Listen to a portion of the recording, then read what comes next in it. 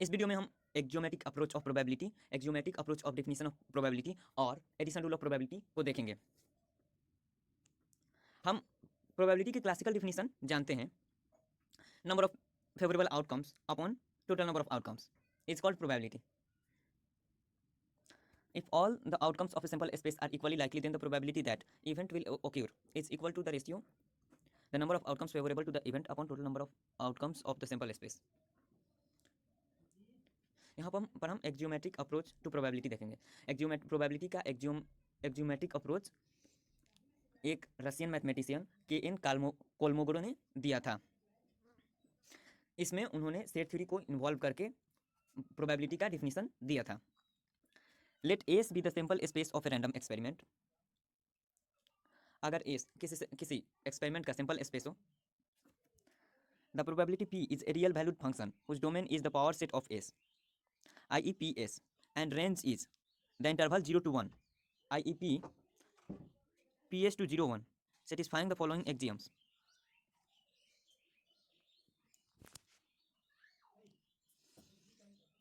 मतलब कि हमारे पास किसी भी रैंडम एक्सपेरिमेंट का जब एक सैंपल स्पेस हो तो उसके प्रत्येक सबसेट से हम 0 और 1 के बीच एक फंक्शन डिफाइन कर सकते हैं। एक फंक्शन डिफाइन कर सकते हैं जिसका डोमेन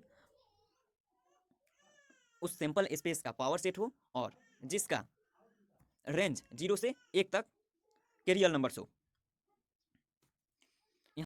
यहाँ 0 और 1 को क्लोज्ड इंटरवल के अंदर रखा गया है, मतलब कि 0 और 1 दोनों को इंक्लूड किया गया है। इस प्रकार हम देखते हैं कि हमारा प्रोबेबिलिटी, किसी भी रैंडम एक्सपेरिमेंट का प्रोबेबिलिटी एक फंक्शन के रूप में डिफाइन किया गया है। उस रैंडम एक्सपेरिमेंट के लिए एक फंक्शन के रूप में डिफाइन किया गया है जो उस रैंडम एक्सपेरिमेंट के सिंपल स्पेस के पावर सेट से क्लोज्ड इंटरवल 0 1 रियल नंबर्स के क्लोज्ड इंटरवल 0 1 पर डिफाइंड है, जिसका domain power set of simple space है और जिसका रेंज 0 1 0 से लेकर 1 तक के बीच में 1 तक की कोई वास्तविक संख्या है। अब हम देखेंगे कि केन कोलमोगोरो ने कौन कौन से एक्जियम्स दिए थे। तो उन्होंने पहला एक्जियम दिया था कि किसी भी इवेंट की प्रोबेबिलिटी जो होगी वो 0 या 0 से अधिक होगी। किसी भी इवेंट की प्रोबेबिलिटी निगेटिव नहीं हो सकती, वो या तो 0 होगी या 0 से अधिक होगी। Probability of S is equal to 1। Sample space की जो प्रोबेबिलिटी होती है वह 1 होती है।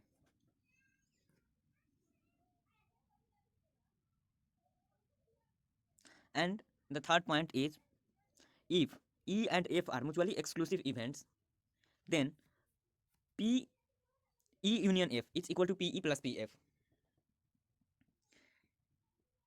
इस प्रकार ये तीन प्रोबेबिलिटी के सेट थ्योरी के एक्जियम्स हैं जिन्हें के एन कोलमोगोरो द्वारा 1933 में दिया गया था।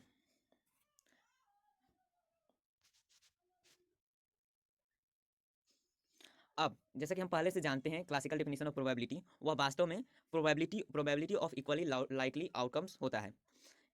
Let S be the sample space and E be an event such that Ns is equal to N and Ne is equal to M. If each outcome is equally likely, then it follows that PE is equal to M by N is equal to number of outcomes favorable to E upon total number of possible outcomes।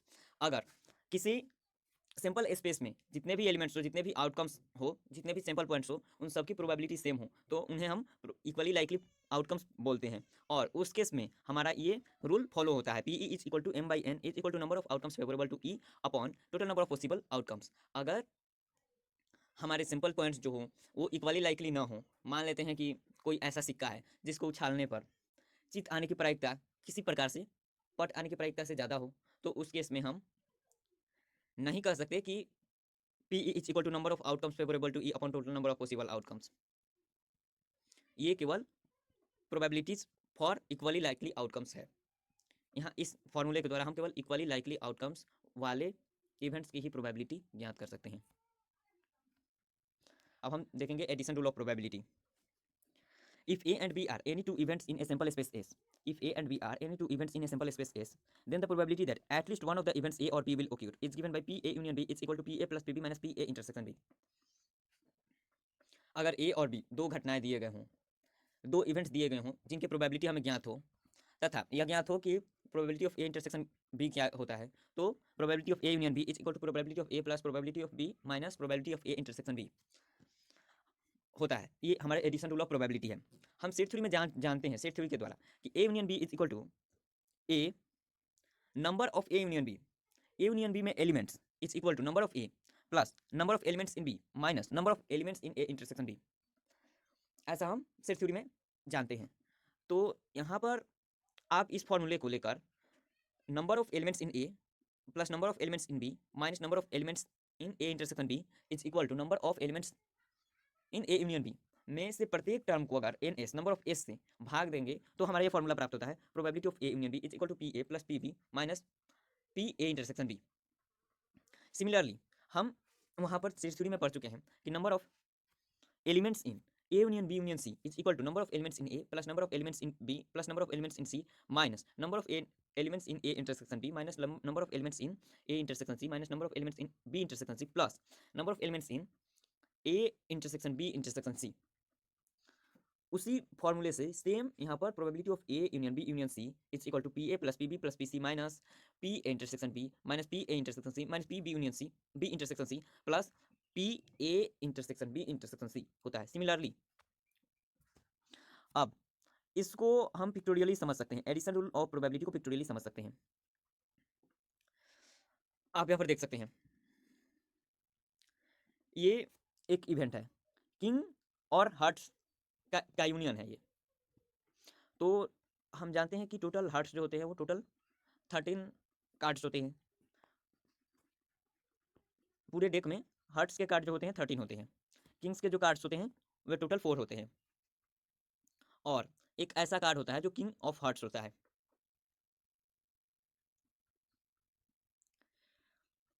अब हमारा अगर हम एक event ले लें hearts और king, hearts या king का आना, रैंडमली एक पत्ते को निकालने पर हार्ट्स का आना या किंग का आना, तो हमारे पास ऐसे टोटल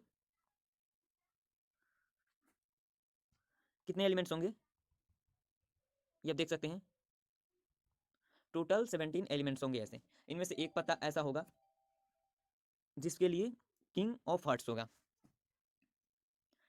मतलब कि जो दोनों इवेंट्स को फॉलो करता हो, दोनों इवेंट्स को के होने को दर्शाता हो।